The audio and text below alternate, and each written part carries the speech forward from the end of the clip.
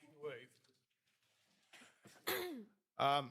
I need to also do a roll call. So starting from my, you know what, start from my right this time. Mix it up. Dan Urumian. Jack Regala. Mike Harnois.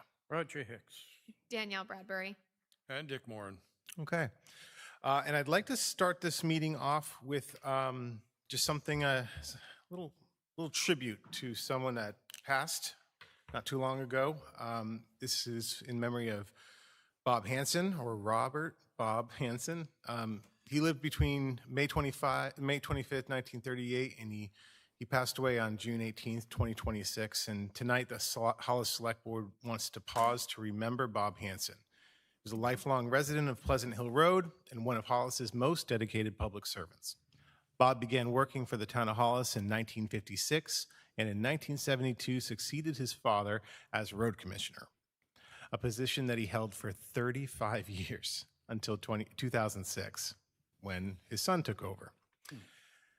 Through countless storms and long winters, Bob kept our roads safe and passable, and his commitment to the town never really ended. He plowed his last route on January of 2025 at the age of 86. Still unwilling to let the road or driveway go unplowed, his advice for driving in the snow was simple and fitting: slow down.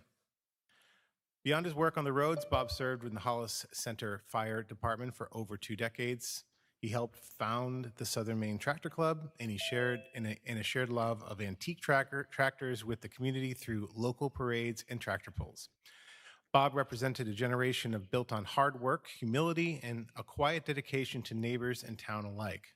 On behalf of the Select Board and the town of Hollis, we want to extend our deepest gratitude for his decades of service and sincere condolences to his family and friends. He will be deeply missed. We dedicate this meeting to Bob Hansen.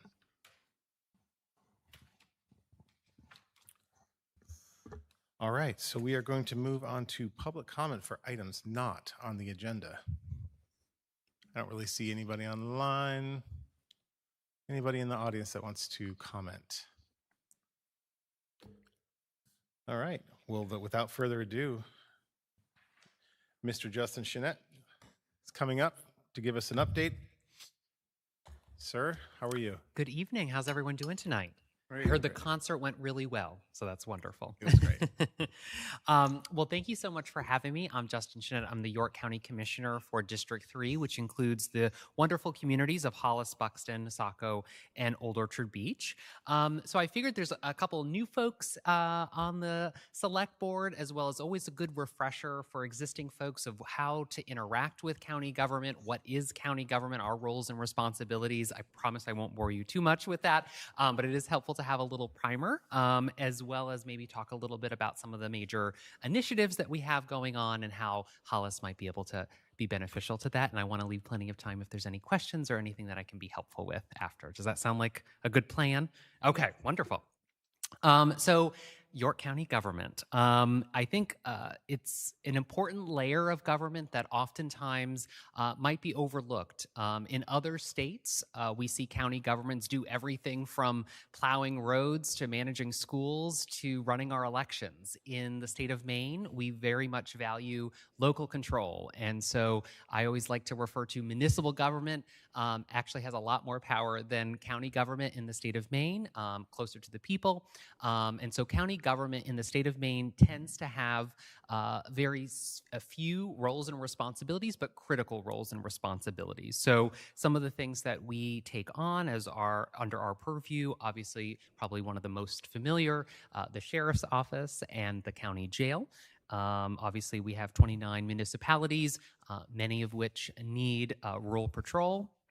As well as obviously running our county jail operations that serves the entire county. Oftentimes the sheriff's office also is responding to a lot of the municipalities that also have their police departments as well to co-respond. We also co-run the district attorney's office with the Maine Attorney General's office. So we do fund a portion of that through the county budget. And then we have things like vital records, like running the registry of deeds, the registry of probate. So maintaining a lot of records that you might need in certain life milestone moments. Emergency management probably is something where folks might not see it, but it's happening everywhere. So our emergency management folks really do an incredible job working with towns and cities all across our county, not just when a disaster strikes, which disasters tend to happen. It's the preparedness before a disaster happens. It's the training of fire and police. It's working through what is your own emergency management plan and how can we be helpful in making sure that it's about best practice and coordinating with state and local officials. So a lot of times our emergency management folks not just are providing that preparedness, but also thinking about, post disaster, whether that be on the coast, but also ice storms inland. There's lots of different types of emergency situations where we have to co-respond. It's the aftermath. How do we support your constituents, our constituents, through very challenging times? It could be applying for federal dollars, for instance, like through FEMA. It's a very arduous process, and it's something that we can assist with, and we do assist with local municipalities.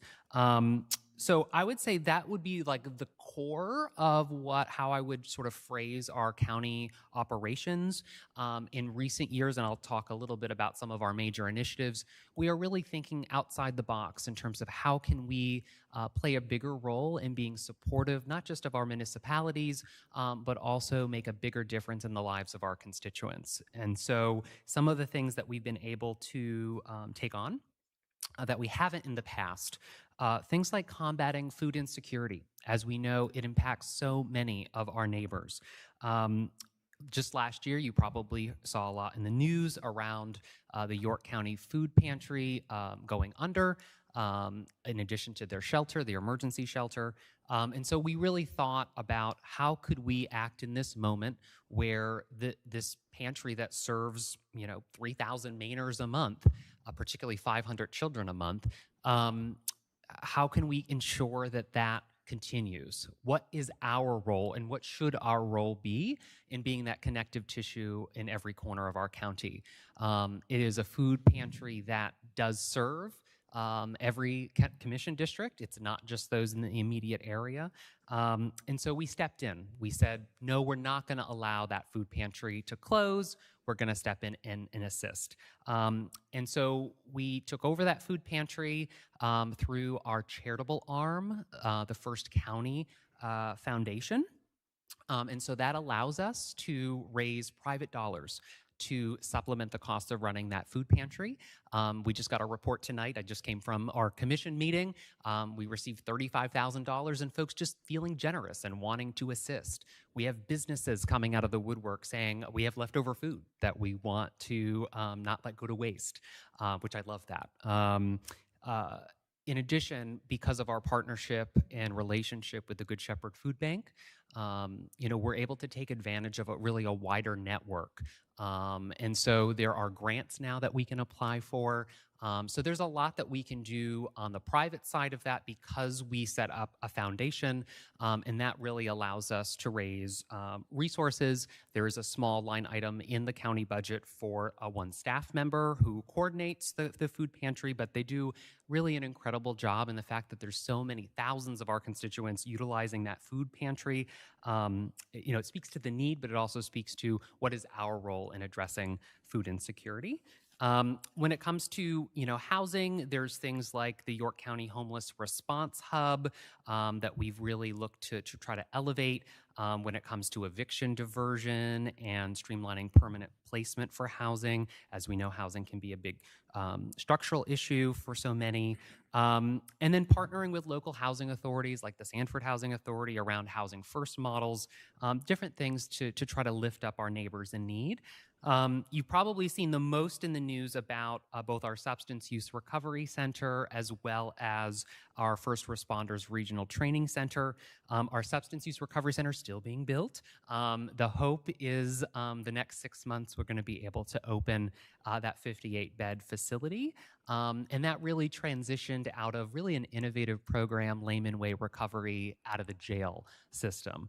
And so really taking that as a pilot and then growing it to how can we serve the wider region who are struggling and going through their own recovery journey. And so this is going to save lives. It's going to be incredibly impactful. So our role right now is not just on the construction side. It's not just about the physical building. It's also about what are the types of treatment options that are going to be available. And then staffing this facility, as you can imagine, is a big undertaking. And so our role now is really starting that interview process, going through the hiring for different programs. And really thinking about the design of the treatment side of that equation so that we're ready on day one to accept individuals into that program. I would say a lot of folks are looking to us on this issue for leadership, and it's really great to hear, whether it's from legislators or other state officials, that they're in amazement that we're able to pull this off and really be supportive in this way. And so it's just nice to see it all come together.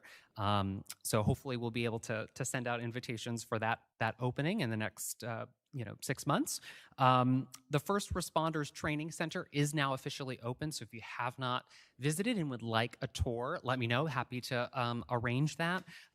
It's really such a special place just to kind of see where so many EMS, fire, police, hazmat, you name it. If it's related to public safety, there's a training for you. And what I think makes it so special is we now have a place where you can regionally train and you can really empower the next generation of first responders. So I think that that's going to be incredibly impactful. The fact that so many fire departments and police departments, so many individuals within the field really came together in the design of this to really think very intentionally about everything from the fire tower. This is not my wheelhouse, but they know, like, every inch of that facility is really made with intention. And so the hope is, since we soft launched in January and just most recently launched the official grand opening, we've had dozens of trainings a day. We're seeing constant activity and constant interest in the facility. The hope is to really make that self-sustaining from a funding standpoint. So the fees that are raised through the various trainings, so many different partnerships with either different municipal departments, but we're also getting interest from the state departments are coming. Oh wow, this is a nice big space, and we would love to. And there's a shortage of those across the state, so there's definitely a lot of interest in a lot of parties. We obviously have a very strong partnership with York County Community College, and that really strengthens our ability to offer certifications and have a little oomph behind all of the trainings that are offered there. When it comes to coastal resilience, we started to operate a dredge program to support our coastal communities, which does have an impact for inland communities as well. We have to protect our coastal communities. They're an essential part of our local economy.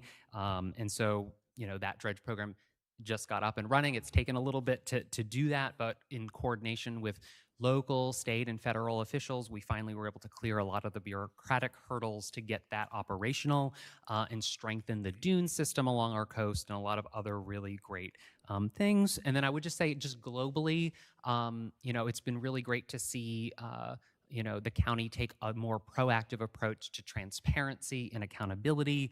We have a more modern website, just things that are simple and structural, but absolutely are meaningful, where we're posting things on a regular basis. There's actually information that's accessible. That hasn't always been the case. We are publishing articles all the time in different outlets, including the Waterboro Reporter. So hopefully folks are seeing some more activity and more interest and more awareness of what's happening at the county level that you have before. I know I've personally tried to do that myself, but we can always do a better job in getting the word out, and then ultimately, hopefully, yielding to more action for folks if they want to voice their opinion or concern. And so just so to recap, we do have our meetings on the first and third Wednesdays, which I know a lot of people seem to have a similar meeting structure. It is currently at 4:30 in the afternoon. It is my personal mission to change that. We were able to get it to 5 o'clock, my first year of my term, but I think my fellow commissioners still have a belief that it needs to be in the afternoon and not the evening. So I applaud you for having an evening meeting so that working Mainers can attend these proceedings as they should. I think we'll have the votes in January to change it to a later meeting time. And that's important because everyone should have an ability to participate. And I don't think currently they do. So that's something that we'll hopefully work towards. So I know I word vomited a lot at you. So hopefully between whether it's the structure of county government and how we can be supportive or some of the new initiatives, happy to answer any questions, or if there's information I can take back to any department heads and bring back here, happy to do that as well. Great. Okay. Can I Anticlimactic. No. start? No, I got got a question for him. Sure. yeah, please. Oh, you talked about the new website. I was on there this morning, Oh, good. looking up information. Commissioner, on the county budget, was there any changes to it, or what's online, is that what the budget is for 27? It should be. Is it not? Is that not what's on there? I Yeah. just wanted to make sure because I'm Okay. going to be using your numbers, which was on the website. And I Sure. just wanted to So you should verify have that. 31.2 million on your. There should be a packet on the finance page for the budget. I went right to the county budget. Okay, so maybe I got to, There could have been an earlier so just to put a little caveat to this, we've been waiting, or we had been waiting for the state to give us some additional information related to jail funding. As you know, that can be a tricky widget, Yes. having served in the legislature for 8 years. It's a constant battle. And so I think there was, don't quote me, but like approximately about 400,000 that we were waiting on, and that did end up coming in. So there should be one version that should be slightly higher, and then one version that should be slightly lower. But if that should be on the website though. But I'm happy to also send that along. okay. It's the one that I got right now. You're showing 27,131,630. For the tax, yep. So for what is ended up sending out for tax purposes, and then there's other Correct. resources like jail funding that would be a different portion of that. Yeah. Okay. All right. Thank Sure. you. Yeah, absolutely. And just to kind of, I think that's a great point around the budget. We do have 3 open positions. I know we've talked, several of us separately, around the need to have representation from our district on the budget committee. The budget committee really has a lot of power in this process. And so while they did unanimously support, our version of the budget, we did not have representation from District 3. And so we are allowed 2 elected officials from the district and 1 public member from the district. It can't be from the same municipality, but if one of you would like to be in that role, I know the Wednesday thing is really a sticking point, and we are starting to really push them to think about, I think in the past they've even had like I know Saturday is always like, oh, it's my Saturday, but Saturday morning, something where it's more accessible to folks that are on select boards and town councils. Obviously, Tuesday, Wednesday, Thursdays are really difficult because everyone has a different meeting schedule, but they need to be mindful of your schedule, because I'm sure any one of you would love to serve on the budget committee. It's really like 2 or 3 meetings, and that's the commitment. But you'll really get to see how the sausage is made and bring up concerns or any ideas that you have as part of the process. Yeah, and that's a conversation that I had with the county manager was, we had a person that from the town of Hollis that wanted to participate, Yeah. but couldn't because numerous meetings the same night. So Oh, of course. is that something that's going to be plausible for you to move the caucus to a Saturday, which Yeah. So I would love to have that immense power and magic wand to do that. I think what I struggle with is there's a very big separation between the budget committee and the commission. Yeah. Even me talking about it as much as I do, sometimes I get interesting looks. I'm allowed to talk about it; it's public. But there's been some consternation in the past around the separation between the commission and the budget committee. It's totally up to the budget committee. The manager knows the concerns that we have around that, and he can also bring those up. So the next budget cycle, when we really start that process, particularly for the budget committee in April, the beginning of April, that'll be a time when the current chair and the county manager can get together and be like, okay, we gotta figure this out. That's at that point where they need to make that decision. But I think hearing from folks, obviously commissioners are voicing that concern, or at least myself. Hopefully I could get some other commissioners to weigh in on that as well. It's solely up to them, particularly the budget committee chair, technically. But I think with a lot of feedback, they want a more full group. It's such a small group. They can't not want to do that. So I think hearing your voice, hearing other voices in addition to my own, I think there would be some willingness to do that. They can set it whenever they want to. So they're making a conscientious choice to be on a Wednesday. They can make a conscientious choice to be on a Thursday or a Saturday, or really looking at not just Hollis, but all the communities on average. When are the busiest nights for select board members in town? That's public record. You could look at it. It takes 5 seconds to Google. That's worth it when it comes to increasing participation. They always complain that not enough people participate. Well, you can't put it on a night when everyone's meeting, right? So I am totally with you on that, and I think we'll just stay on top of that as we get closer to April. And I'm happy to pass along emails and all those fun things if folks would like to voice their concern. Yep. Perfect. Thank you.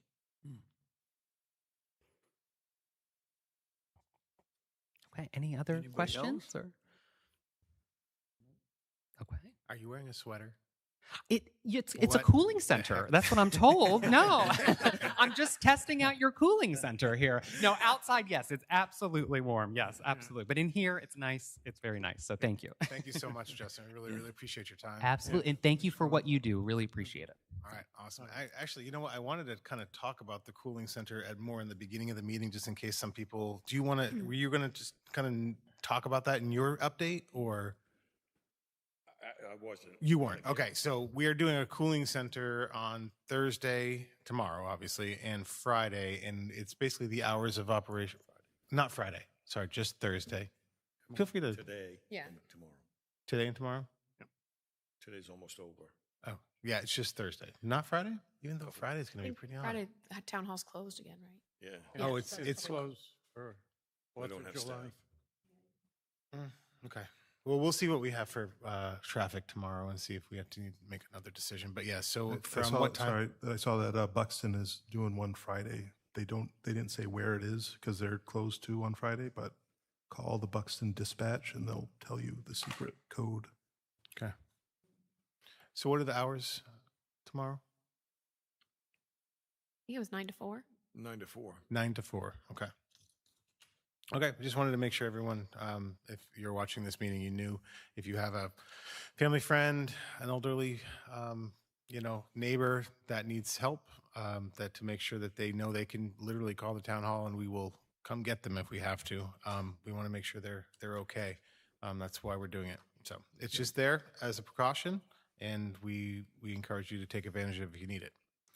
And you don't think about it, but heat is the #1 weather-related killer of people. Yep. Tornadoes, hurricanes. Look what Heat just happened is what in does it. France. I mean, in Europe, right? Like just a whole bunch of people. Yeah. So like Dan just said, really, really important. I mean, especially if we lose power, for example. If we lose power and people don't have a generator and they're relying on a fan or even a mini split to keep themselves cool, it's really, really important, I think, that we have this available to them. Other towns have followed suit, which is really good. All right, enough of that. Now we move on to Spirit of America announcements. And I mean, Jack, you almost begged me to read this out, I believe. No, I did Yeah, not. you did. The beginning of the No, meeting, I you said, did not. Don't even "Please attempt it." let me read this. Will someone read this? I don't want to read both of them. Thank you. Spirit of America Award 2026, Tammy Thompson. Tammy Thompson, our code enforcement and assessing administrative coordinator for almost a decade. Boy, time flies. is an outstanding and truly deserving recipient of the Spirit of America Award. Her warm, unwavering pleasantness and consistent cooperative spirit shine through in every interaction with residents and staff alike, combined with her remarkable resourcefulness and deep expertise in code enforcement and assessing regulations.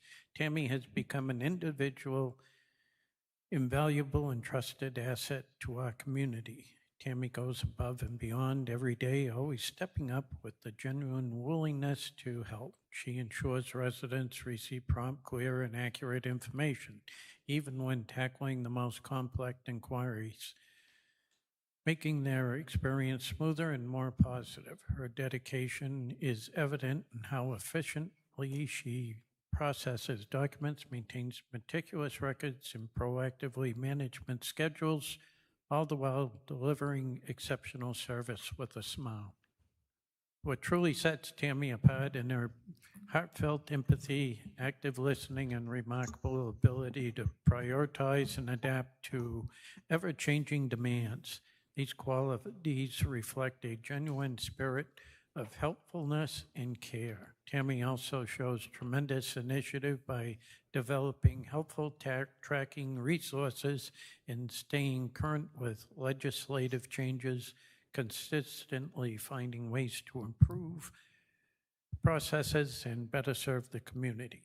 In addition to her outstanding professional contributions, Tammy has volunteered her time with Bonnie Eagles Schools, Autism Society of Maine, the Maine Cancer and Arthritis Foundation, demonstrating her deep commitment to making a positive difference in the lives of others.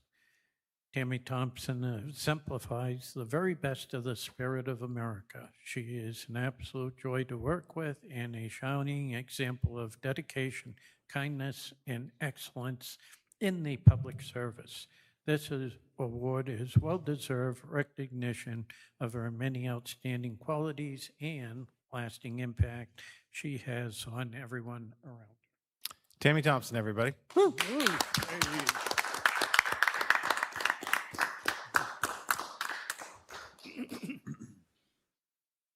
Bennett Flinner, everybody. Hello. Tammy couldn't be here tonight. She did want to come and say thank you to the board. So I'm just saying on behalf of Tammy to thank you. I knew Tammy, I met her back in the late 1990s at Unum, and she left a really big impression with me. She was just such a hard worker and such a genuinely good person that when that position had come up at Hollis, I contacted her immediately when I found out she lived in Hollis. I was like, oh, yeah, we need a Tammy in the office. So I just want to also say that she's just amazing and awesome, and I'm glad that we have her. And she says thank you. Thank you so much. Thank you, Bennett. All right, and we have one more Spirit of America award to read out. This is for the Bar Mills Decommissioning Committees for Hollis and Buxton. And it's obviously many people that we're giving this to, but the committee itself, or the committees. So in the neighboring towns of Buxton and Hollis, a small but formidable group came together to represent their communities during the complex and high-stakes decommissioning of the dam. From the beginning, they operated as a cohesive team whose collective expertise covered every facet of the project. They had thoroughly absorbed the technical and financial information provided by Brookfield while remaining deeply attuned to the concerns and aspirations of residents on both sides of the river. Rather than allowing the two towns to pursue separate agendas, the committee maintained a united front. They understood that a strong, coordinated voice would lead to better outcomes for everyone. Members attended every scheduled meeting with Brookfield and held regular independent sessions among themselves to ensure that their message remained clear, consistent, and powerful. They also met regularly with the facilitator Brookfield had hired, calmly reviewing town concerns and expectations while working towards collaborative solutions. The committee earned a reputation for reliability. When they spoke, they did so with accurate, well-researched information. Key members drew on their individual areas of expertise to present facts clearly and to prioritize the issues that mattered most to the communities. They kept both towns informed with steady updates on progress of negotiations and highlighted major accomplishments along the way, maintaining transparency and trust back home. When complex legal or regulatory questions arose, the group did not hesitate to hire legal consultants. These professionals helped the committee review proposals, craft responses, and clearly define what the towns were and were not willing to accept. Behind the scenes, dedicated volunteers gave generously of their time, poring over documents, researching historical records, and studying what the riverbed looked like before the dam was built. Their attention to detail was meticulous. No question was left unexplored. In their dealings with Brookfield and its representatives, the committee remained polite yet firm. They listened respectively but refused to back down without a reasonable explanation. When Brookfield cited financial constraints, the group stood its ground on key issues. They made it clear that if necessary, they were prepared to take their concerns directly to the Federal Energy Regulatory Commission, FERC. Despite the pressure and occasional disagreements, the members treated one another with consideration and respect. They learned to compromise when needed, never allowing differences of opinion to fracture the group, and there was even laughter. They could poke fun at one another, lighten the tense moments, and move forward without taking things personally. This camaraderie helped sustain them through long meetings and difficult discussions. The most impressive was their resilience. When negotiators seemed stalled or outcomes looked uncertain, the committee refused to lose heart. They remained willing to listen to all sides while never losing sight of what their towns needed. Through steady effort, through preparation, and quiet determination, this group of volunteers became far more than just representatives. They became a powerful, united force for Buxton and Hollis, turning a challenging process into one of thoughtful advocacy and measured progress.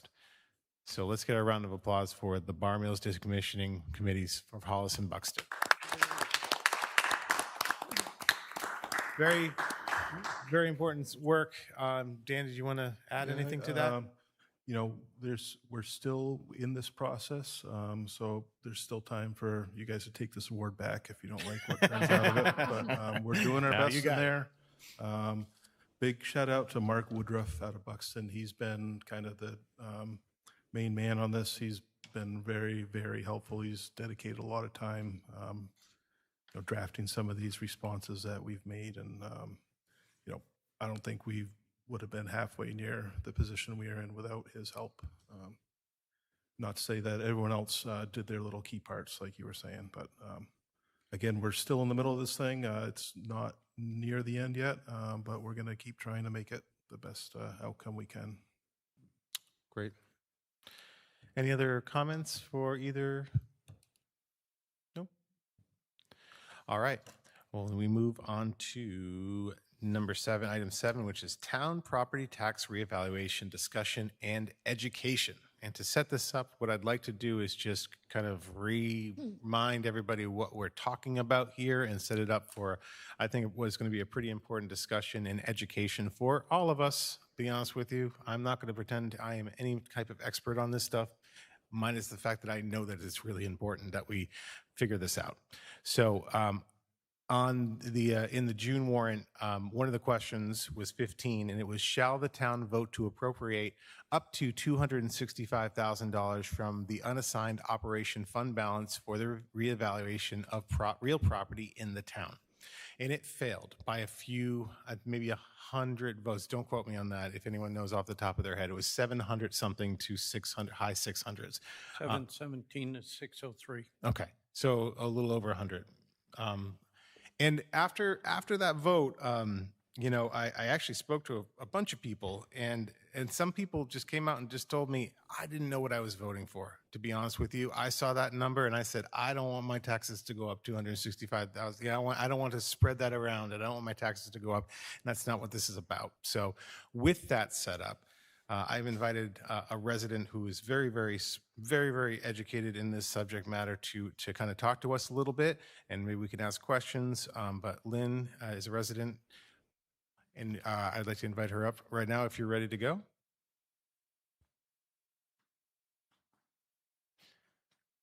Good evening. Hello, how are you? Doing well. All right, so I have spent nearly a decade in municipal work, with the better part of it in property tax assessing. So in a revaluation is, the purpose is to equalize property values in line with the current market rates to ensure fair distribution of the tax burden for all taxpayers. By state standards, this should happen every 10 years or when the town certified ratio falls outside the 70% to 110% range. So given the current market, a revaluation will cause property owners to see their assessed values go up to reflect the probable price of the selling price of their property. At the same time, the mill rate would come down a good amount. A small percentage may see a decrease on their tax bills. Some will stay around the same, and others may see an increase. If I had to guess, waterfront properties would probably see the biggest impact. So where Hollis stands, the last revaluation was in 2000. I confirmed that with O'Donnell's. A revaluation was started in 2017, but was never finished. And the 2025 certified ratio was 62%. Yeah, it's not good.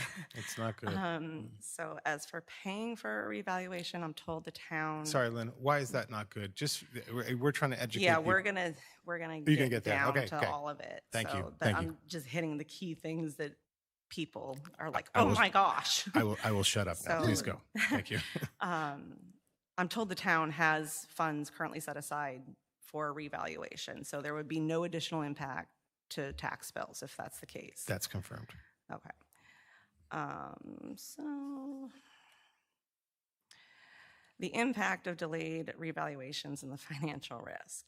Once a certified ratio drops below 70%, the town loses 10% of state reimbursements annually for programs like the homestead, veteran, and solar exemptions, and current use programs such as tree growth.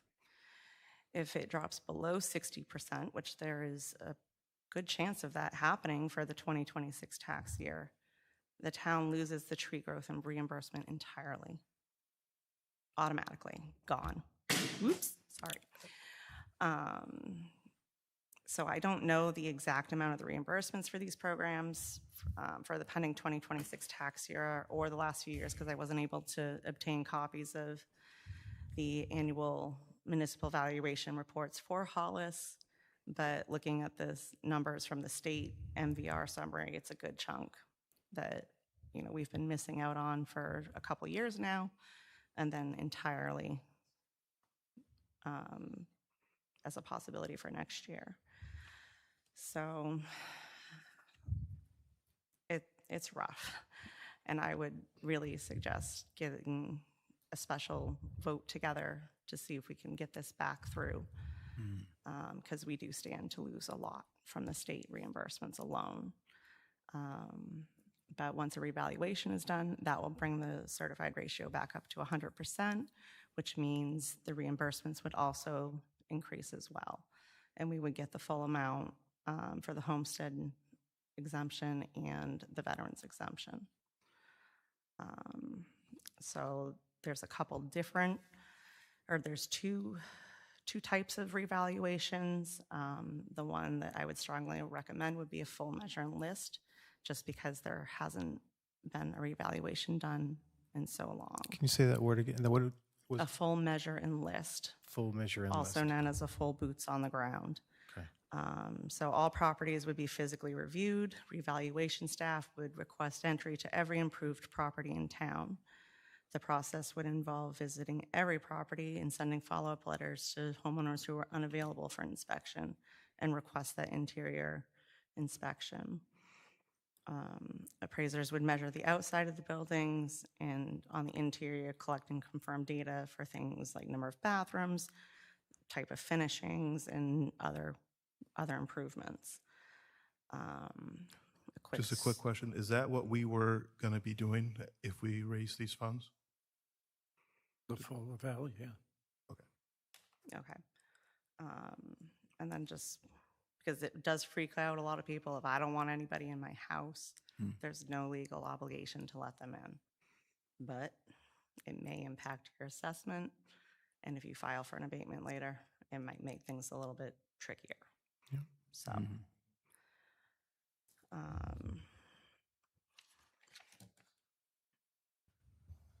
Does anybody have any questions? So the full measure and list, are there other options to that? There's a There's lesser. a statistical revaluation where it's a less labor intensive, but they would only look at a select number of properties that sold within like the past 12 to 36 months. Okay. So they're looking at properties that were intentionally improved to look really good for Yeah. the market. And then they would base assessed values off of that. That's an important distinction. So that's why you're suggesting the full measure and list, which is what we were going to do. So that would be able to collect and apply the most accurate data for each property for the most accurate assessment. Yeah. I had a question. So like if we, raise it to 100%, right? And then won't that affect our county and our school share? Like right now, we're 62%. If we go up to 100, we're going to get, like we can say that we can adjust our mill rate to hit, because our taxes aren't going up, but in turn it kind of does because of those ratios, It right? kind of evens out because the assessed values are going to go up, and therefore the mill rate comes down.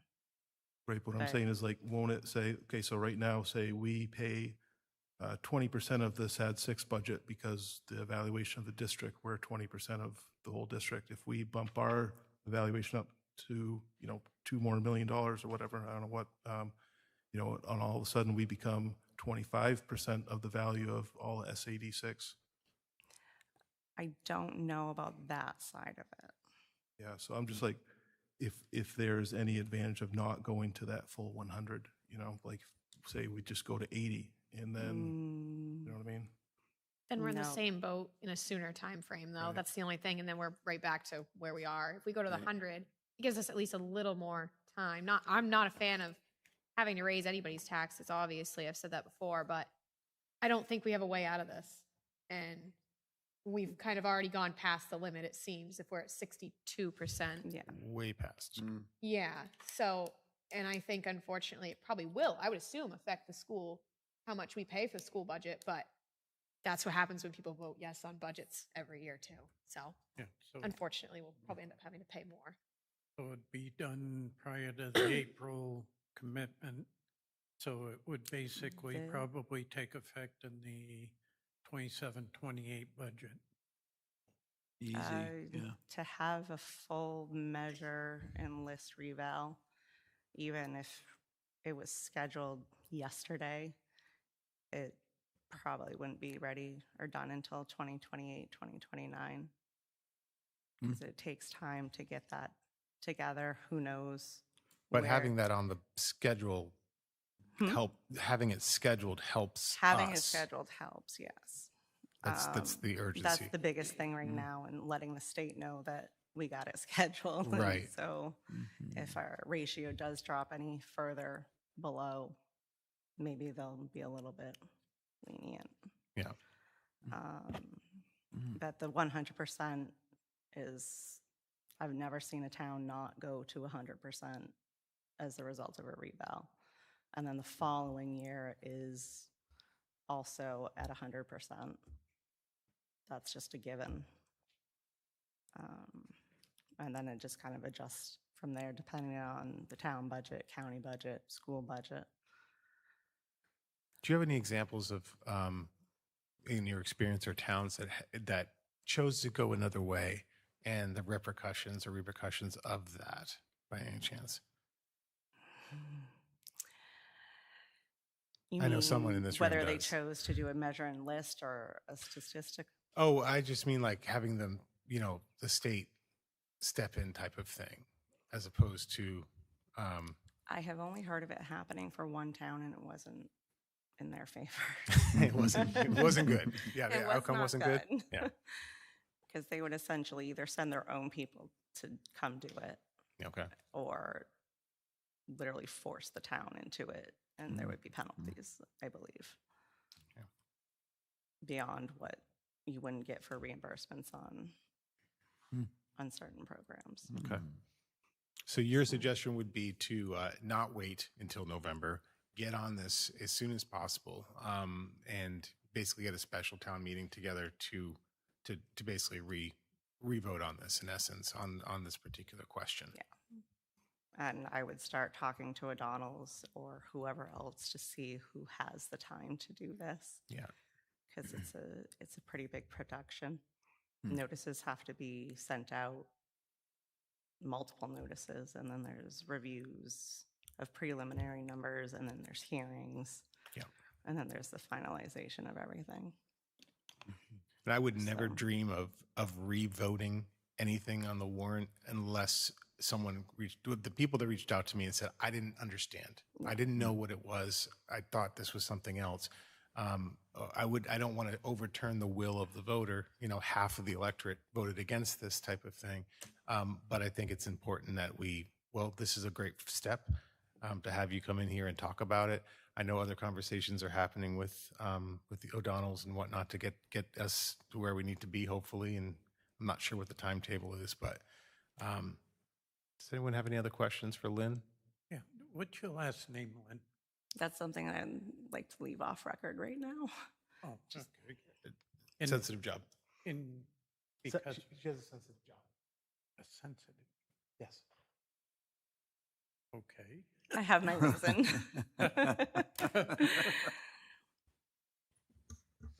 Do you do assessing? Yes. Okay, yeah. I got my answer now. Yeah. You wanted your bona fide, your expertise. Any other questions for Lynn?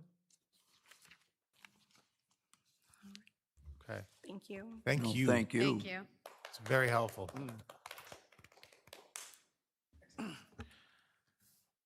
So, board members, are we ready to try to move this forward at this point? Is there anything we want before I make a motion to schedule a special town meeting? Well, I've had some conversations with O'Donnell's, and I think we need to meet with him. But Can that happen before July 15th? I'd have to inquire. Okay. So what do you want? If the board wants me to continue with John O'Donnell, then inquire a sooner meeting than later, is that what you want me to do? I think would be appropriate in this Yep. particular circumstance. They at the meet time. with all of us. Okay, so I will start working on that tomorrow morning. Okay. So I think then with that in mind that we're going to have this, I think we will make a motion here. Is everyone okay with that? Anyone against it? I know it's not proper, but here's what I'll say. I move that the select board call a special town meeting to be held on July 15th at 6 p.m. at Hollis Town Hall Meeting Room here to act on the following article. Shall the town vote to appropriate up to $265,000 from the unassigned operation fund balance for the reevaluation of real property in the town? And further, that the board approve and sign the warrant for said meeting. Do I have a second? Okay, I'll second it so we can talk about it. Yeah, discussion. Okay, so do we have enough time in that time frame? I'm just making sure we're following the special meeting rules. It's 7 days. 7 days? 7 days. Okay, Please feel free to correct me if I'm wrong, town manager. It's 7 days. Do you think that's not enough time? I don't know. I honestly don't know. I believe it's 7 days. I rely on the clerk for those things. right, and that's what I'm wanting to 7 days make public sure notice. that- She's not here anymore. No, you, But my thing is when you were saying most people didn't understand what they were voting for, are we going to have enough time in the next 14 days to get the word out on what they're voting for?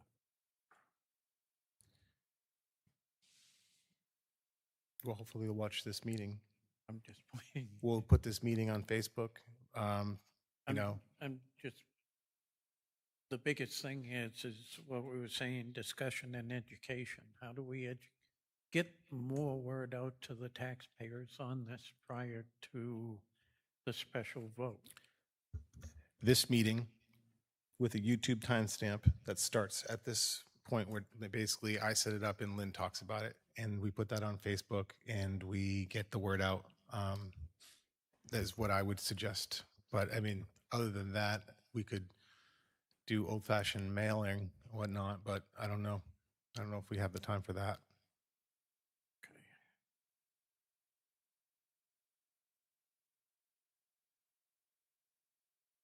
Any other discussion? Do we want to talk with John O'Donnell first? Well, that's what Roger was saying. They come in Yeah. and talk with all the board. Do we have an exec, manager. like should he be at a select board meeting to, Well, that's what I have to work on tomorrow to get back to everybody on the town manager. Yeah, we need to ask the question if that, what that meeting can look like. Can it be, does it need to be here, or does it need to be because there's legal involved? Does it need to be in an executive session? Can we get that question to the lawyer? I can do that tomorrow if you I'm want. not sure I understand executive session for what. Talk to, Because in some of my discussions with John O'Donnell, some of it could be because of contacts from another attorney that represents us. So this is why I need to talk to our town attorney to make sure some of the information that gets shared is either executive session or open meeting. I guess my question is, if we were ready to vote on it on June 9th, why would we need to do that work right now before we re-vote on it? Because we had a no vote.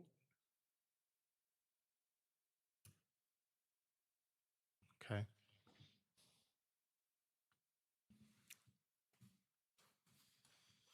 I will inquire whatever the board wants me to inquire and get back to you as soon as possible so that we can move this forward. That's why I asked, is this what you want me to do? I am one member. What do you want to do, folks?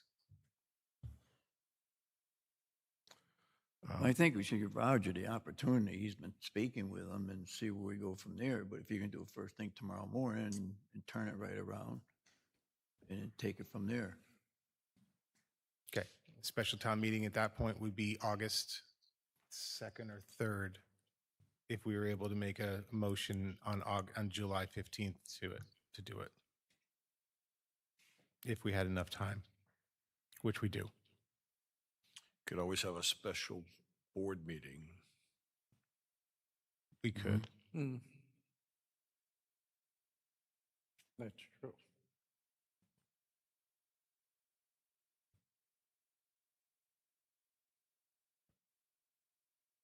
and it's a time of the essence thing. Like, it's not something we want to wait till holding in November when more people will be here to vote.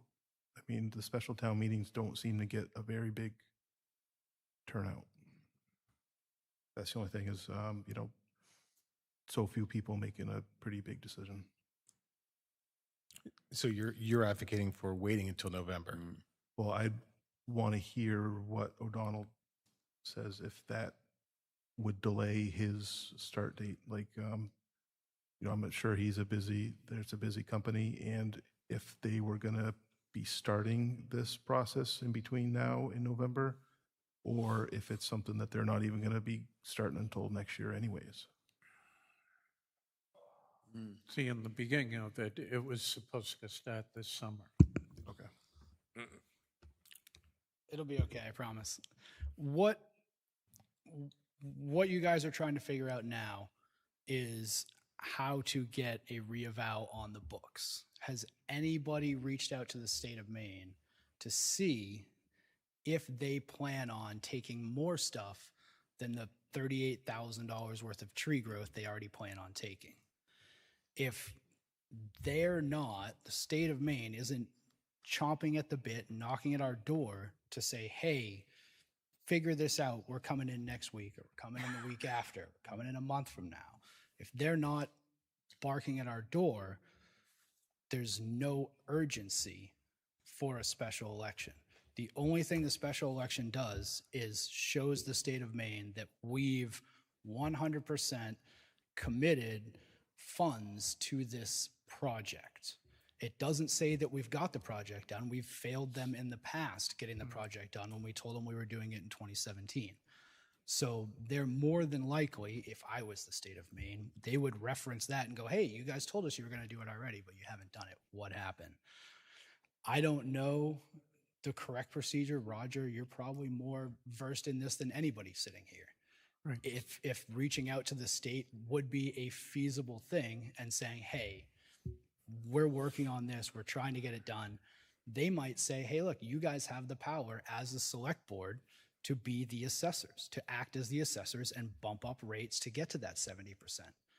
They might say that. I don't know what they're going to say. It's so far out of my wheelhouse as far as their call goes. But rushing, I will tell you this is more important. This job of getting a reeval done is arguably one of the most important things that you guys do. So don't let that dissuade you from doing your job and whatever you're choosing. But educating people is obviously huge. Explaining to more people that this isn't something that's going to affect your taxes. That money's already been allocated. The money's already come out. That's huge as well. A lot of people didn't know that.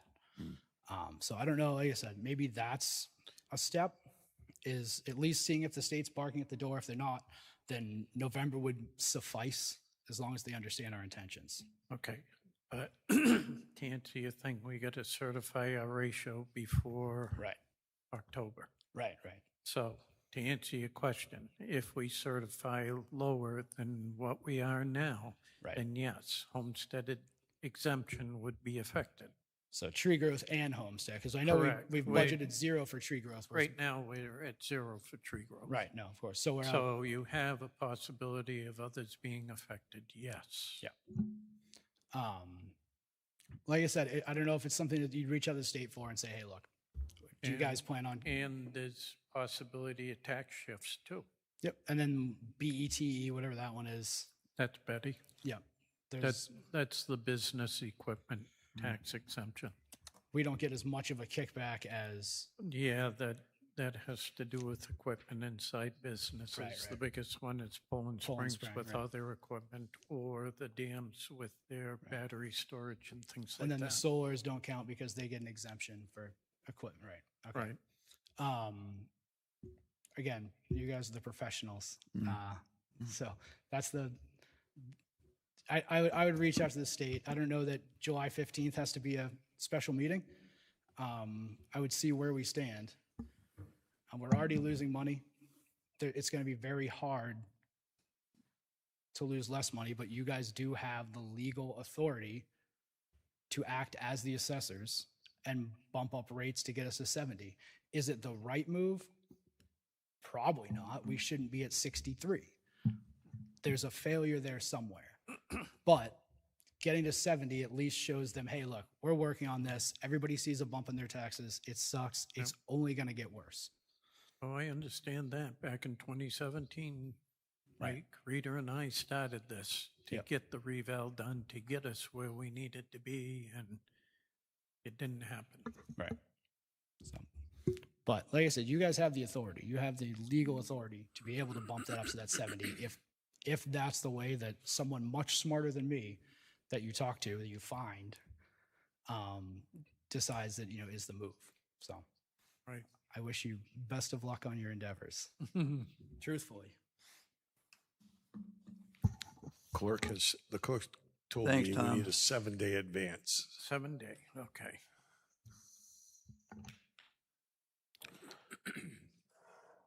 All right. Obviously, no. Is any other more discussion? Then I'm going to make a motion to move to basically lay the motion on the table, because I don't hear any enthusiasm, or you want to wait. So let's wait. I make a motion to lay the motion on the table. Do I have a second? Oh, you're right. You're tabling. I'm the tabling motion. it. It's tabling it.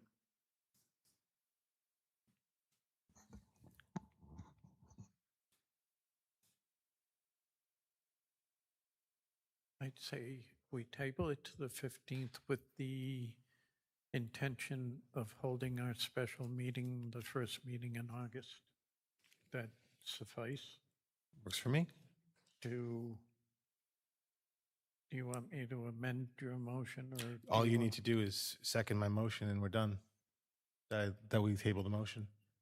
Okay, I'll second it. Okay. Motion is tabled. Moving on to old business, which is minutes. So I have the minutes from May 6th, 2026 at 5 p.m. in Town Hall, Hollis Town Hall Meeting Room. The attendees were myself, Roger, Jack, Mary, and Daniel, Dan, and the town manager. Does anyone want to read through the minutes? Make a motion, we accept the minutes. Got a second? Second. Any discussion? All in favor? Aye. Aye. I'm not voting. I wasn't there. Yes, sorry, I didn't make that. You knew though. Yeah. Well done. Okay, this is another one you can sit out. Yeah. This next one is for May 20th, 2026. Select board members, myself, Roger, Jack, Mary, and Dan. Okay, Chair, entertain a motion to accept the minutes from May 20th. Motion to accept. Any discussion? All in favor? Aye. Aye. Motion passes. I abstain. This next one is myself, this is for the meeting on June 12th, 2026. It was myself, Roger, via Zoom. I don't remember that, but you were there. Okay, Jack, and then Dan, and town manager was there, and Bennett was there. Absent select board member was Danielle Bradbury. That was my first meeting, wasn't it? No, this is the one to appoint the Oh, Tax oh, collector. yeah. That's why you were absent. Okay, so Okay. that's why it's them. So, make a motion to approve the meeting minutes from June 12th, 2026. Can I get a second? Second. Any discussion? All in favor? Aye. Aye. Abstaining. And Danielle abstains. Okay. And then last but not least, June 3rd, make a motion to accept the meeting minutes from June 3rd, 2026. Could I get a second? Second. Any discussion?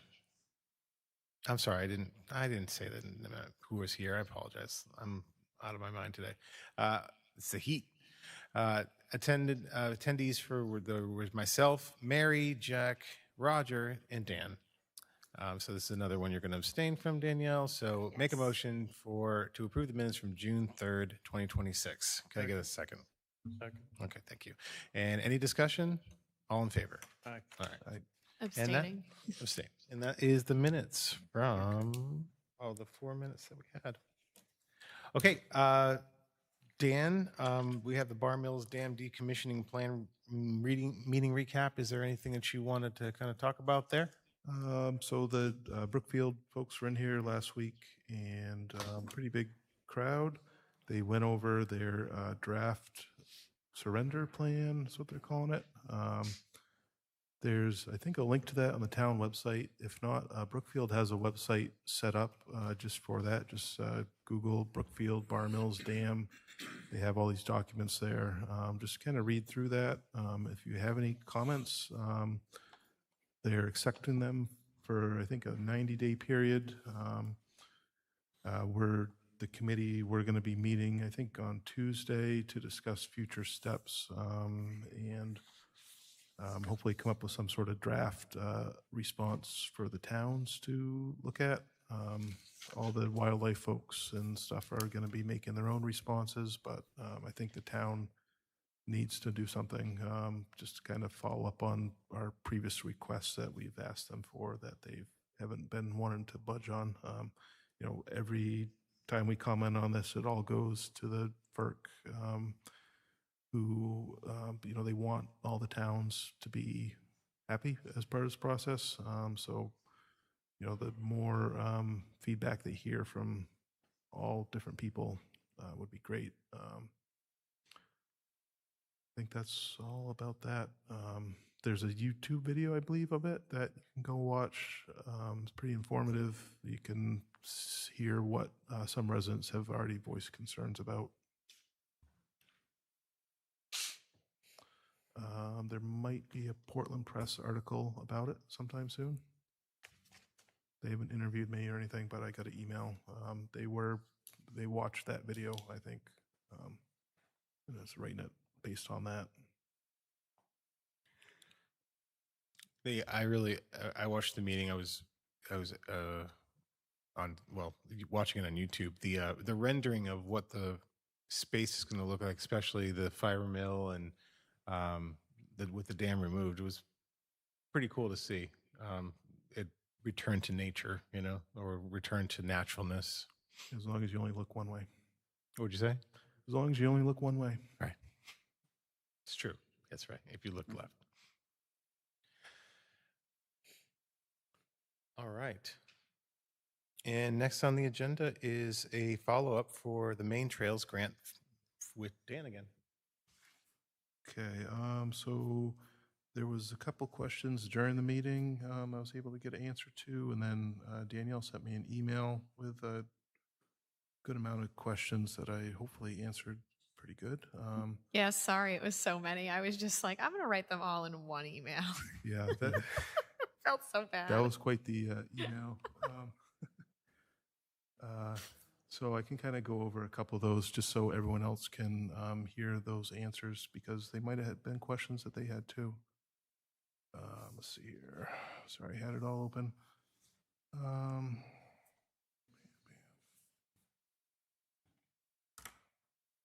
right, so the biggest, one of the bigger questions was about the land having multiple uses, about how, if we get this grant, if logging can still happen on the town property and, lock it away forever type thing. And I reached out to Nicole Lejour, the director of the Maine Office of Outdoor Recreation, and she is like a liaison to this grant program. She doesn't grade it or anything, but says she's worked through a couple of them. Accepting the grant does not lock the town out of logging the land permanently. The only restriction is that the funded trail must remain in a serviceable condition for a minimum of 7 years. The rest of the parcel is unaffected. The restriction only applies to the footprint of the project itself, not the broader property. And, usually logging is like on a 10-year schedule. We had it done 2 years ago, so we're not due until after that 7 years is up. She told me about, reach out to this town that have town forests with trails in it, about, what the kind of expectations are of when the town can log, and, what type of condition they can leave it in. But, so basically it's a 7-year thing that we're locked into just for the trails. There's plenty of examples of trails going through active working forests. Project cost. So the grant caps projects at $250,000, $250,000. But this year the state is only doing 2 grants in that category for the non-motorized category. That's so they can fund a greater number of smaller sub 150K projects. So to play better odds, we were going to keep that under that amount. Then the town's commitment to that. So this grant, again, is a 90% match. So for a $150,000 project, the town share would be $15,000 to unlock $135,000 in funding. The town share can be donated materials and volunteer labor, so a combination of the loam piles left from the field clearing decades ago, volunteers from the greater Portland NIMBA, the mountain bike guys, and whatever funds can be raised. The exact combination still needs to be worked out. I'm trying to minimize the cash side of things.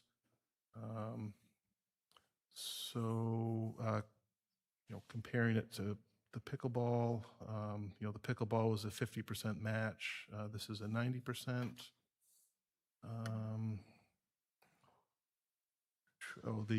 Okay, so my motion last week was about spending some of the surplus funds of the sports complex. So there's questions of, why is there a surplus? The biggest reason, it's really not a surplus, it's a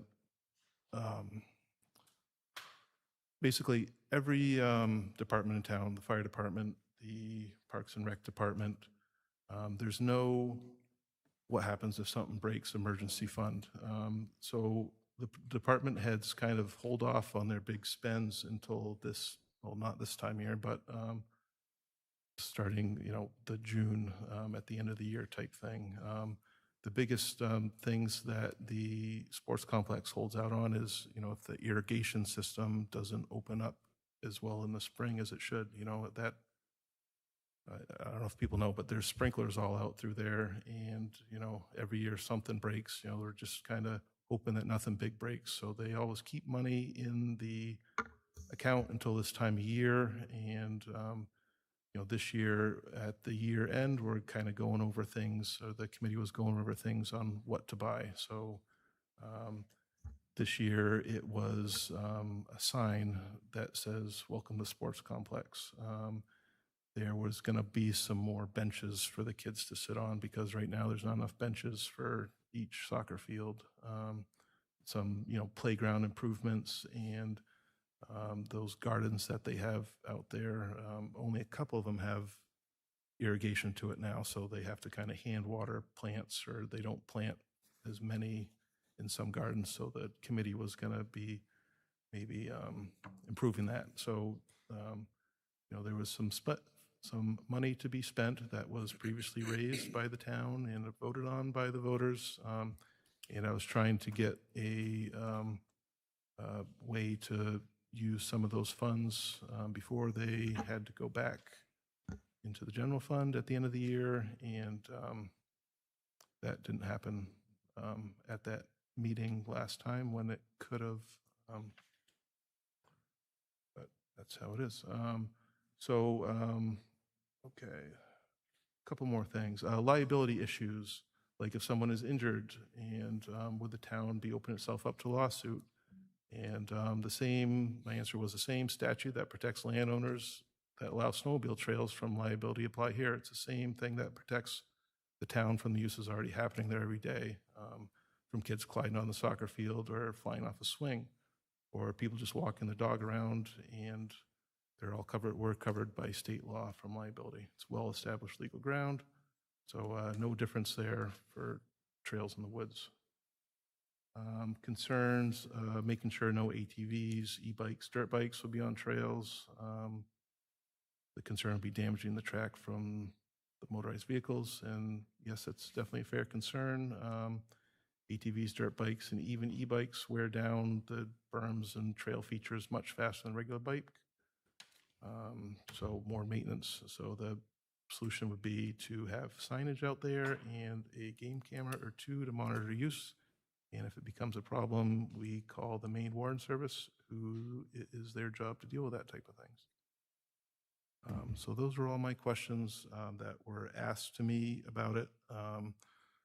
Obviously, the funding from the last year's budget, ship has sailed, but there might be some funding out of this year's budget, but it's kind of one of those things I don't want to ask for money that we don't know if we're going to have to spend if someone goes and cuts donuts in the field and the town's on the hook to fix them.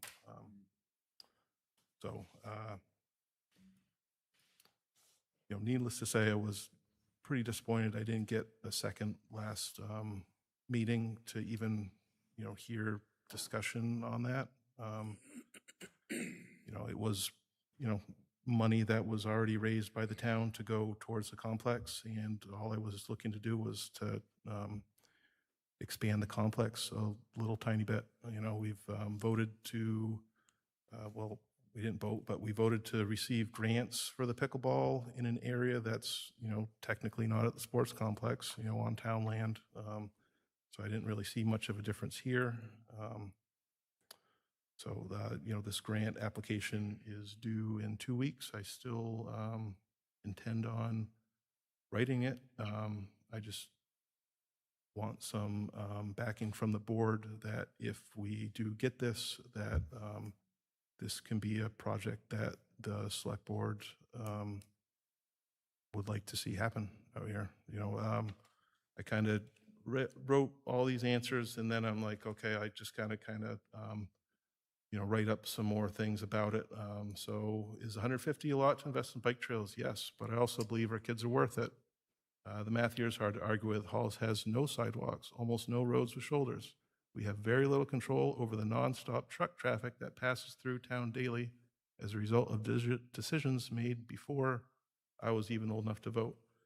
Some people tell you there's no need for this. Just send your kids on a pedal bike down the ATV trails. Sure, that might work on a Tuesday morning, but not practical with how much traffic these ATV trails get on every given weekend. We could definitely build a simpler version ourselves, but I think the value here is the opportunity to have an experienced trail designer create something safe, durable, and enjoyable. This deserves to be done right. The design is everything. I know how to cut a trail through the woods. I'm in the snowmobile club, if you guys don't know, but I don't know the proper berm height or safe ramp spacing to make these trails, fun, safe, and enjoyable. The expertise is what makes the difference between a great trail, an unsafe one, or worse, one that no one wants to ride because it's too boring. I also said it's also worth thinking of this more than just a recreational amenity. Trails of all sorts are a form of economic development. Trails like these draw people in from surrounding towns and beyond, and those visitors leave dollars behind. Studies consistently show that trail users stop and spend money at local businesses, gas stations, restaurants, farm stands, and maybe even the on-site snack shack that supports the kids. Beyond the economics, there's real value in giving people, especially kids, a low entry cost barrier reason to get outside, to stay active, a way to connect with the open spaces we're lucky to have here in Hollis. Again, look to the research. There's a direct connection between time spent outdoors and reduced stress and better mental and physical health. A well-designed trail system does that while costing the town next to nothing under this grant. Real opportunity to put $1 in and get $10 out. Not just a fun place to kids to ride, but investment in the health, economy, and future of our town. I hope we can find a way to move forward. So, that was that. I would like to make a motion that the select board would accept a grant to build trails and let them operate for 7 years. Do I have a second? I wanted to ask a question first. Does that have to be in the discussion period? Tell you what Should I'm I going to ask do. it I'm going to now? temporarily yield to the vice chair and second that motion and get it going. And now we can open up discussion, please. So I take back the chair. I don't think it's a bad idea at all, Dan. I just am concerned too, because I emailed you about the ATVs and the dirt bikes. People are gonna get on there with dirt bikes and ATVs. It's just how it works. So who's responsible for fixing it, though, at that point? Does the town now have to go in there and fix this track that we've already spent the 15 grand for? Because I know that the one through the woods is probably not a big deal. I'm thinking the pump bike one that you said like the video you showed us, and they have all the berms and all that dirt brought in. So I just worry the town's going to be liable to fix it, obviously, because if it gets ruined, it's town owned now. Certainly.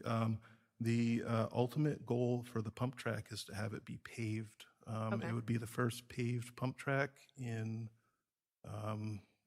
past Massachusetts, and that would drastically cut back on the maintenance costs for that. I'm sorry I didn't kind of make that clear at the presentation.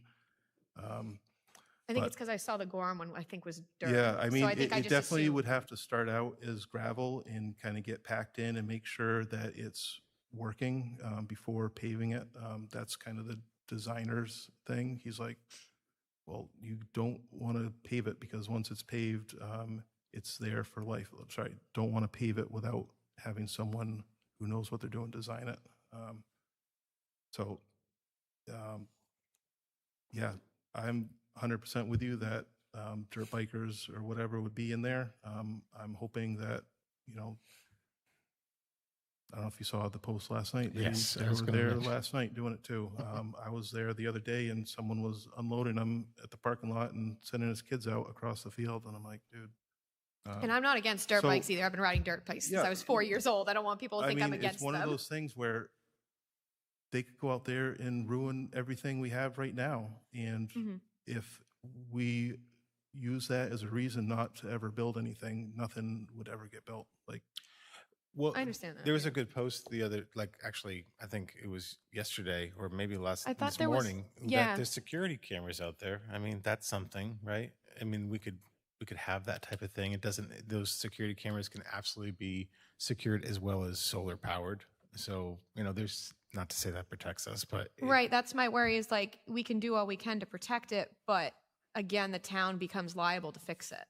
And that's more town money being spent on, like I said, I'm not saying it's a bad idea at all. I'm looking as a devil's advocate here for thinking of people who are gonna abuse it and then the town ends up being liable and the taxpayers have to spend more money Yeah. to fix something. and part of the, the grant is covering that future maintenance. And the biggest resource we have is that the mountain bike group people.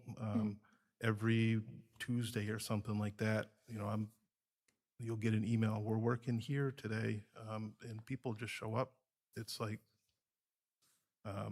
you got to get the ball rolling for them, but once you have something, it's just like the same as the ATV club. The town doesn't fix the trails, the ATV people do. So right now, we don't have those people knocking at our doorsteps because we don't have anything. We did have the comprehensive plan meeting here. When was that, Tuesday or went Thursday? And one guy right behind me goes, "Oh, I love riding my bikes down the trails in Hollis. I wish we had. I didn't even plan them. It kind of worked good." So he was kind of saying that, yeah, those NEMBA people, they kind of show up when you need them. And I have been in contact with the Portland rep chapter guy, and he's kind of all for this. He says, yeah, we'll help you out in this grant as much as we can. Should have asked him for a little bit of money, but as far as on the volunteer side of it. Devil's advocate, don't hate me. In your opinion, how is this different from the residents just saying no to the pickleball hobby and then you guys voting to move this forward, regardless of whether the funds are appropriated, the funds are there? The residents just voted to say no to $27,000 for a hobby. How, again, in your opinion, is this different than that pickleball thing? My biggest thing is this was for the kids. Okay, which is 1,000% valid. I was just a question. So I was going to ask the same thing because is it something that can't wait until November to put it on the ballot like we did with pickleball? Because I personally, I would feel more comfortable letting the people vote on it because of the whole pickleball thing that we've had the pickleball shot down twice. And I know it's for the kids versus adults, but you could also argue that kids play pickleball too. So it's tough. I have a hard time with it. My biggest thing is, okay, we built this town hall. Mary Hoffman put in a grant. Did Mary Hoffman ask us for the matching money for the grant before she did the grant? No, she wrote the grant and we got the grant and then we got the matching funds for it. Same as, the project with the town hall, the pool and the lights and everything like that. We never did a town vote for raising any money for that. And it's kind of one of those things is you put in the grant and hope you get it. and then scramble to find the funds. That's kind of been the way all grants work. Correct me if I'm wrong. Every town, you get you can't, you're not going to appropriate before you get the grant. You're not going to be able to. So what happens if we, because I know you said obviously last fiscal year's closed. So what happens if, say, we get the grant and then there's no money? Because like the sprinkler system needed to be repaired. That's a point that I'm going to, all right, I'm going Go I'm ahead. going to open my mouth. Under Article 16, it's up to the select board to do any carry forwards. It's not, oh, we got this money left over, we're going to just spend it, okay? I just started carry forwards this week, and I'm looking at the numbers, and I'm not liking them. And if anybody doesn't like numbers, it's me, because I spend the town's money like my own. Right now, there are other things that were put in where if we do one, you can't do the other. So it comes to a point, not only that, a reconciliation isn't done, it's only in July status right now. We have to make sure that the books are checked and make sure the money is there.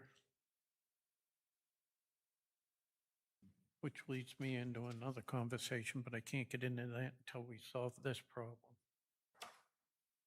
This problem being this motion. Well, if you're going to tie up $15,000, where is it coming from? Well, again, Roger, the 15,000 can come from volunteer labor, and it can come from those piles of loam that are sitting out there. You know, I was Not gonna just money. I'm just definitely I'm minimize just saying, the amount. Dan, if we're looking to take it out of the sports complex money, it's not going to be there. The way I was looking at it is we spent $17,000 for blinds in this building. Yeah, that's ridiculous. And I'm not looking to spend anywhere near the 15,000 of town's money on this for $150,000 worth of. Okay, so Output. then we get this grant, and we got to tie up that, how many acres for 7 years? We have can't to do- tie up where the trail goes. We don't have to tie up any other land, just the land in between the trees where the trail goes. And it has to be, you just have to say the trails are open and you can ride them. I'm just making sure I understand what's taking place here, Dan. Okay? Yeah, the question, I guess, is I'm going to ask the same thing that you're asking. The total acreage, once you get this grant, is that you lock it out so nothing can be done there? No, that was the first question I answered. Yeah, well, I didn't quite hear you because you're facing that way. But Okay, then Dan, please Yeah. educate Jack. So you didn't understand it. So say what you said again so we can hear it. Yeah. Please. I just want to make sure I understand too, Dan. That's all. All right? Tommy, yes, while he's doing Yeah, no, the town hall thing, Dan, he got me thinking about the town hall thing, where they applied for the grant, right? Mary applied for the grant. They got awarded the grant, and then you guys put it in front of the voters and said, hey, we got this grant. Do you want this? And the voters said yes. Can you do the same thing with this, where you say, hey, we got this grant. Do the voters want to take the same approach as the town hall? Is that not feasible? We are talking about completely different levels. Of course, but nonetheless, it's taxpayer money, and I'd love to. Right. But you're, Phil, come up. If I'm going to allow Tommy to come up and you can you also talk. Phil Fenimore, Bean Street.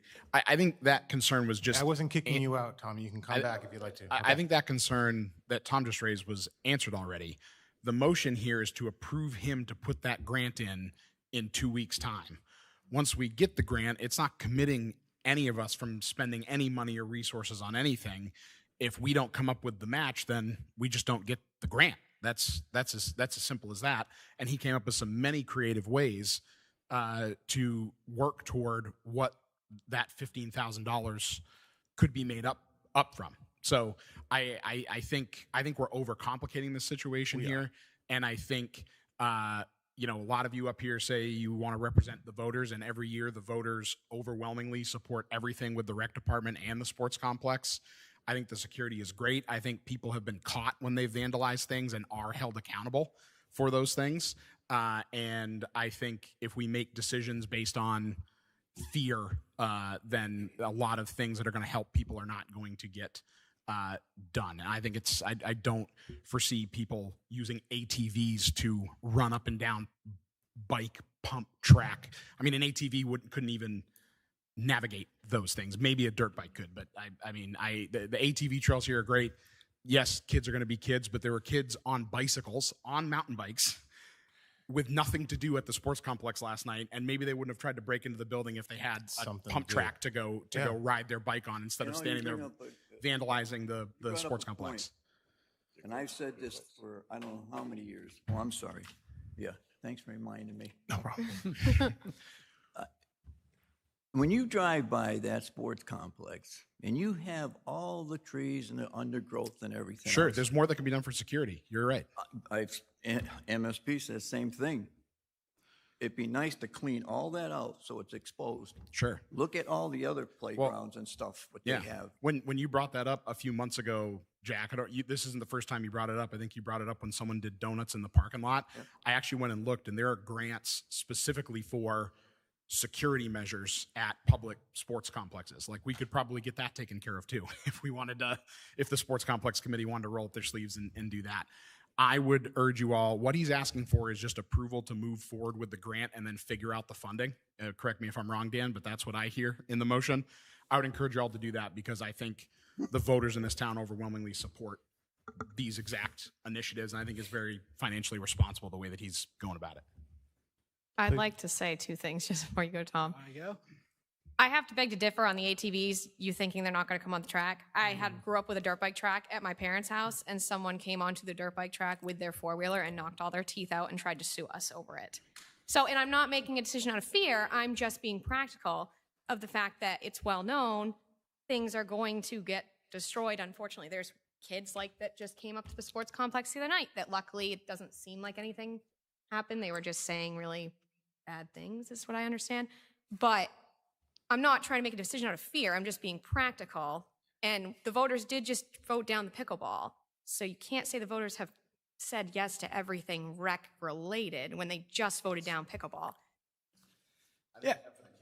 Yeah, that's I have two kids in the district. I'm having another one. Like, I'm not against this. I'm trying to be practical from a taxpayer standpoint and from other taxpayers in this town. No taxpayer money.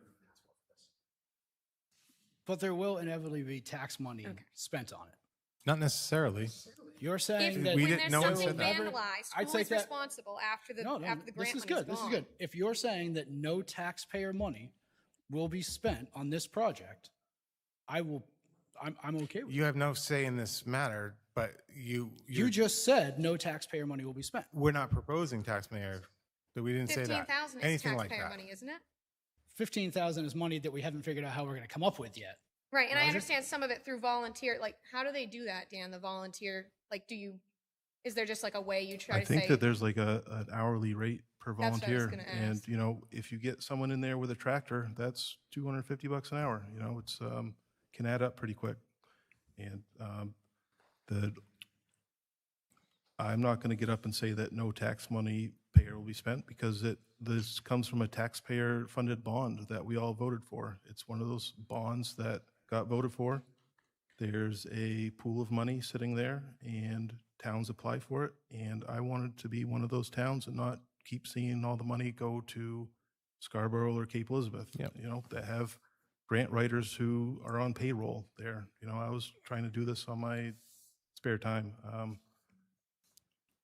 We don't again, have. I did not anywhere say that I wanted to take $15,000 from the town of Hollis any way or form. I wanted to try to get a value of what that loam is out there that we could maybe use and try to get some sort of you know, commitment for volunteers together to cover the bulk of it.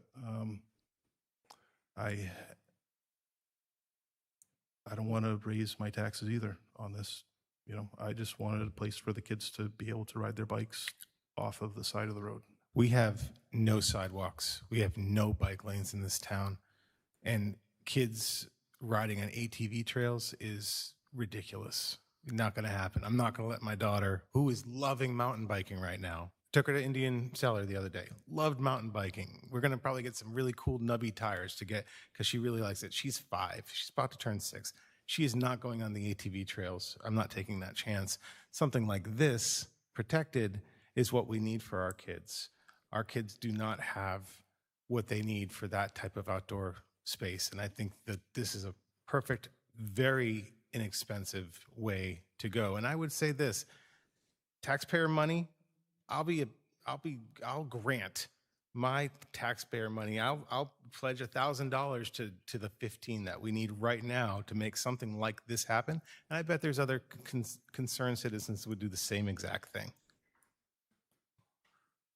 Any other discussion? Oh, we were going to reread the land use piece, right? Sure. Yep. Thank you, Dan. Sorry, I locked out again. So, Jack, you have to keep the trails in a serviceable condition for 7 years. It doesn't extend to any other land beyond the actual physical footprint of where the trail is for a 7-year period. You have to keep it open and in serviceable condition. It doesn't affect the rest of the 120 acres we have out there.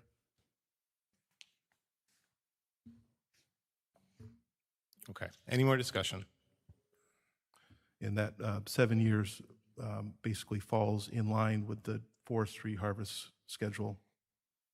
Right, What- so Yeah, is 'cause that'd that, be about 2, but there's 2 oh, parts. that you one got. more question, Dan, sorry. Does that 7 years start at beginning of construction or end of construction? I believe the end. They End. didn't answer that specifically, but it says Yeah. if you're awarded it, you have to, the town has to sign a 7-year understanding that the town will keep the trails open. And Okay. that's for any project in this grant. So like the ATV clubs who are getting it, they have to get 7 years, It makes it harder for ATV clubs to get it on private property because getting a 7-year trail permission is next to impossible. Having it on the municipal land really helps that grant. Their belief that the trails will be open, for the 7 years. It gives them that kind of a better guarantee. So what happens if, say, we don't have any, let's just say, any money to put towards it and we get the grant? Do we have to spend up to the 150 to get the 90% match? Or is this something like I said, say there's no money, but we have volunteers and we have people donating dirt and all that stuff. Do we have to spend money to get the other 90%, or can it only be counted with volunteer labor and supplies? No, we don't have to spend any money. It could be 100% volunteer labor and volunteer materials. And is that something that we could, can't say promise, but Well, I think it's that's, just, it's hard for me to do it when I'm concerned about future things. Like I said, the maintenance of it, which I know you said some of it's covered by that grant, the maintenance, right? Is that what or did I hear you wrong? It would be, the mountain bike people would help us with the maintenance, and they would also help train our own Parks and Rec staff to be able to do it themselves. So like when, Al is out there cleaning up, he's dedicated 10 hours a week to the sports complex, emptying the trash and, painting the fences and stuff. That could be maybe have him spend an hour every other week out there or something like that, going out and making sure nothing. Yeah. So there would be some maintenance to it, no doubt. But getting it designed and built professionally really helps minimize that maintenance, if that makes any sense. So you're kind of looking. I'm looking forward where- past yeah, the where- grant and everything. Exactly, the material, because these trails, if they're, mountain bikes, they go through these things, what they can do. I'm more know what they can do, and who's going to be, and paying for all that material to redo these trails. And I'm more concerned about the paved one, Dan, I know the one through the woods really, it doesn't sound like it would be much to do it, just having somebody professionally design it and making sure there's like no tree branches and stuff on it. I'm more, Right, there, it's really Yeah. minimum maintenance, but, yeah, like you said, the pump track, I know the one in Gorham, because it is gravel, they have had to make some modifications to it, but, you know, I've talked to, he's actually, the guy who, was kind of the driving force behind that is on the Gorham Select Board. They named it after him. And he was saying that, you know, after they had to kind of correct some ways that the drainage flowed. You know, it's really minimum maintenance. It's just kind of shaping up the top of the berms every once in a while. But it's one of those things. It's like, you know, the community is hopefully going to step up. The mountain bike community, people using it, will see some problems and try to fix it as it goes along. The NEMBA people, like I said, they do their maintenance things, and I'm hoping that we could get on the schedule of them kind of coming around here. You know, we're not too far away from some of their other facilities that they've put in a lot more work than what this would be up against. I met a gentleman on Old Alfred Road who is actually who you were referring to, I believe, at the conservation meeting, and you know, aficionado on mountain biking and biking in general. And you know, you could probably call him he'd probably be the most involved volunteer possible. You know, someone that really, you could have a committee on this particular piece, a subcommittee, so to speak, for that particular purpose, this particular purpose. Any other questions? Any other discussion? Any other public comment? I think we beat this one. didn't We we? did. We always do. It's like, it's our specialty. All right. Do you want to restate the motion, Dan? So long ago, I don't remember what it was. I think it was, make a motion that the select board authorize a grant for this grant opportunity, and if we receive it, that they will support the project and help see it through with a minimum amount of town funds being spent. It's a good motion. Okay. So we will go from my left. Danielle, how do you vote? no. You got to put a second on that. Oh, yeah. Well, You I gotta think the motion's second already it second. before Did we- I get a second? I'm going to temporarily step down as chair and second the motion, and now I'm going to take the chair back. So, Danielle, any discussion at all? Actually, we discussed it. Danielle, how do you vote? No. Roger, how do you vote? No. I vote yes. Jack votes no. Yes. And Dan votes yes. The motion fails. Moving on to new business, town manager updates. I have just a few things to share. We have new school signs that will be on Route 35 with the crisscross flashing, and they're solar powered and have dynamic speed signs. Those are sitting in this building as we speak, and Rob and I have talked about getting them planted before the start of school next year so we can hopefully cut down on the Route 35 racetrack.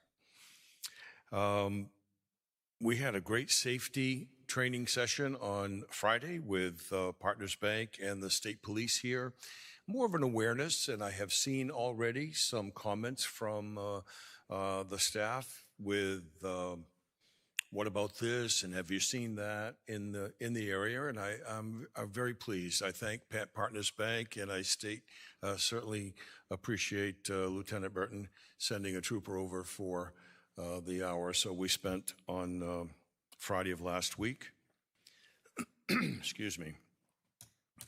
We are advertising for a deputy tax collector. I apologize to the public for the lines that exist. It's amazing to me when I came in here this week on the first day of the week, Tuesday.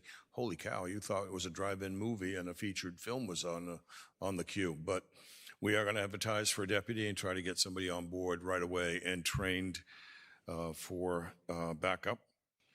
Maine Department of Inland Fisheries and Wildlife has told us there's a delay in ATV stickers. That's on our website. Certainly take a look at that. There are ways to circumvent the delay. You won't get the sticker, but you can do some things to allow yourself to ride as you would if it were stickered. Can I ask you a question and they're about working that? hard. Can I ask you a question about that real quick while we're there? Take a look at the website. Okay. Yeah, I there's just didn't know if we had any here. I'm sorry. Do we have any of the stickers in the town hall? Don't think we have any. Okay, I just No. wanted to make sure, just so people knew that at least.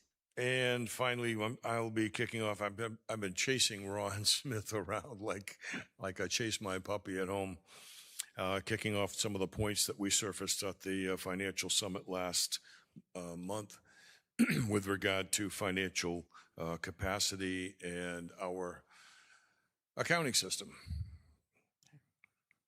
I think that's all I've got. Oh, no, I'm sorry, one more. The 25, I'm told the 25 annual report is complete. It is online and is readable, and paper copies will be forthcoming as soon as they're printed. Now I'm done. Can I follow? What?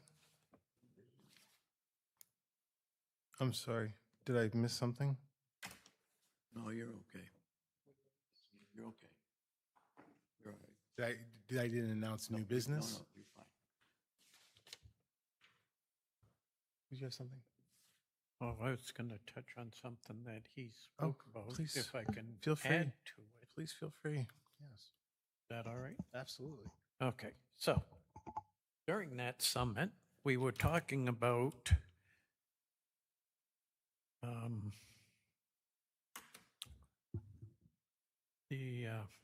oh my God, I had a senior moment. Welcome to my world. Don't think about it. Come back to you. Yeah, so anyway. In that summit, I volunteered to follow through with looking at better accounting practices for the town. And you talk about Ron. Ron was on vacation last week. That's why he's had to get a hold of. I got a hold of him. Yeah, I did Okay. too. So in the accounting practices, we don't really have an accountant for the town. Right. We sub out to the business to do the reconciliations. See, you're right, I come up with it. So I got talking with my neighbor, he works for an accounting firm, but come now, the accounting firm is more advisors, they don't do accounting. So anyway, long story short, I talked to the Jay Grant, he's with MAS Advisors out of Cumberland Forsyth. He referred me to a certified public accountant, which is Mark Roy. Mark Roy used to be with Talbot and Roy, who used to do our audits. So he's well informed about the town of Hollis. Sure. So I told him what the situation we were in, wanting to bring our accounts up and get everything better accounting, because in the summit, this is what the finance committee had talked about. So in talking with Mark Roy, he was saying that yes, he'd look forward to start working with the town. It would take some time for him to come in, review the way we do it, make software recommendations like Ron Smith was talking about, and he only works with municipalities where he doesn't do income taxes and things like that, like our other people do, and we have times where we can't do it. He would build the framework, the infrastructure framework, like you were talking about, in getting the reports to talk to each other. And he would help build the accounts all up for the audit, so it would speed up our audits, making sure it's coded properly, cleaning up the books. Thing is his start date wouldn't be until September or October timeframe. So this is something for us to consider. And with where we are, I figured it would take us maybe 4 or 5 months for him to get us where we need to be. Once he got up there, he's only talking a couple hours a month after that. But the thing of it is he reconciles the books, he posts them, and then he does the monthly reports for the town manager, so he knows exactly where we are. His fee is $175 an hour.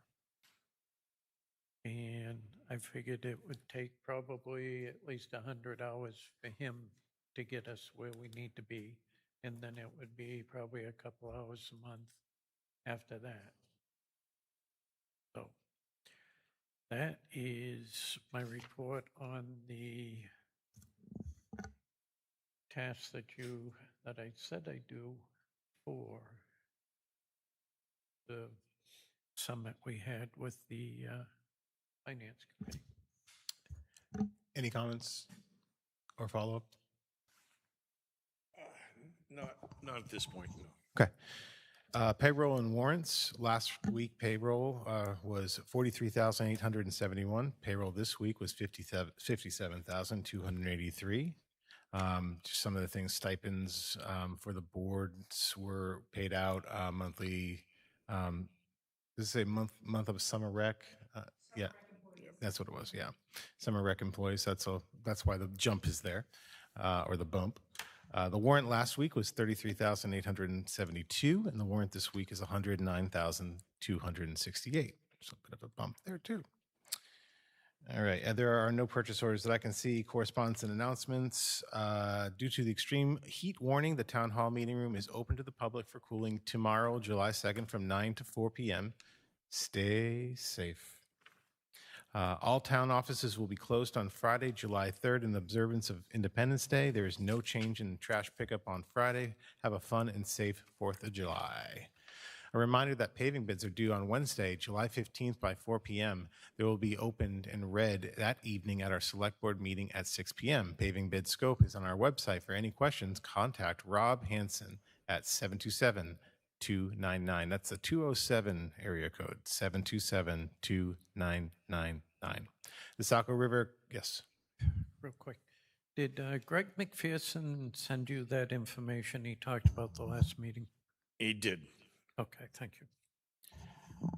The Saco River Corridor Commission has approved the following permits in Hollis during the May Commission meeting. Michael Trowbridge at 13 Moderation Street was issued a permit to construct a second-story deck and stairs approximately 300 feet back from the normal high water line of the Saco River. The following applications were tabled and will be reviewed when the conditions are fulfilled. James Poitras and Kayla Nolet at 97 Dennett Road is seeking an after-the-fact permit to construct a dock, 2 sheds, 2 tarp sheds, a skateboard ramp, and a set of infiltration steps, and to conduct various activities to and over the normal high water line of the Saco River. Full copies of these applications and permits are available for reviewing by contacting Daniel Charette at Saco River Corridor Commission. Number 10, other business. Anyone have any other business to talk about? I wanted to talk about the 195th band. Oh, yeah. It was a great show. It was a little hot, but they were all in great spirit. It was the first, I've been to probably hundreds of concerts. First one I've ever seen people perform a jazz band in boots and camo, a Billie Eilish song filed by AC/DC. It was quite the show. It was awesome. They had a 8-person jazz band at the beginning. They had a little, playing. It was pretty cool, kind of guess the music type things. And then they had a little set of patriotic music playing, maybe about 6 or 8 people under a little tent, and then they had their rock band get on, but I had to kind of cut that short to get over here. But They are, it's Army Reserve, I think they are, National Guard Reserves. They do their 1 week in a month, 2 weeks a year. Their 1 week a month is band practice, and their 2 weeks a year is on tour, making all these concerts. They were very efficient. They showed up with a box truck, unloaded everything, got set up. I didn't even see them break sweat until the end of it. I don't know how those guys survived, but They had a good did cover. an amazing show out there. Yeah. So thanks to the 195th. Hope we can see them again. Oh, real quick, and one more thing, and then I'll shut up. I'm going to talk about the band for a second. Are you going to talk about the band? Oh, okay. go ahead. So just to Sorry. follow up on what Dan was saying, it was a really, really cool concert. And I think also I wanted to give props to the rec department it was 94 degrees at the start of the concert, but they chose like a shady part, probably the only shady part of the Hollis Sport Complex quite well. So it was actually quite enjoyable. I didn't sweat very much at all. And I bet the reason why those guys and gals didn't sweat is because they're like conditioned to like work in Afghanistan and other places like that, It was pretty impressive, like you said. Please. Okay, so on the tax commitment, I've started working on the numbers for that to get the information ready so we can start preparing and working with the town managers so we can set the mill rate for September, October. I know there's a due date there. It's one of them. Yeah. Any other business? Upcoming town committee and board meetings. The planning board will be meeting on Wednesday, July 8th. Won't be meeting. It has been canceled due to no business. We will be meeting again. The select board will be meeting on July 15th at 6 p.m. The conservation committee will be meeting on Thursday, July 16th at 5:30. The planning board meeting will be happening on Wednesday, July 22nd at 7 p.m. And item number 12 is public comment. Any public comment?